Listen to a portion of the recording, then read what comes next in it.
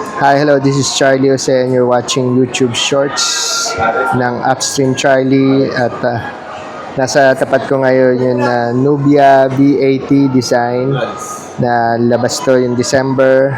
Ang cost niya lang is 6,999, kayang-kaya ng bulsa. No?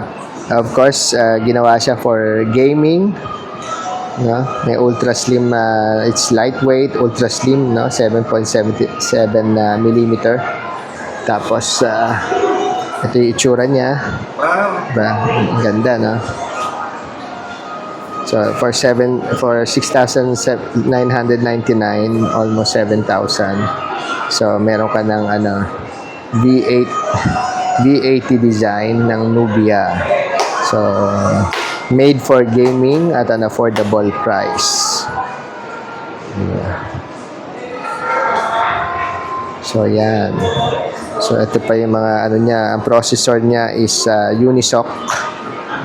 Memories niya is tatlong klase. May 4 plus 10, 8 plus 12, at saka 8 plus 8 na GB.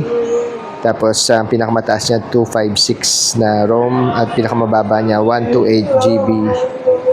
Rear camera, 50 megapixel. Front camera, 16 megapixel. 5,000 milliamp battery. Type C. Okay. So, yan. May mga iba-ibang color siyang available. Again, meron tayong parang gray dito na version. Tayong magandang lighting. Yan. Okay, this is the Nubia V80. Meron siyang triggers. Meron ba trigger to? Walang triggers. Okay.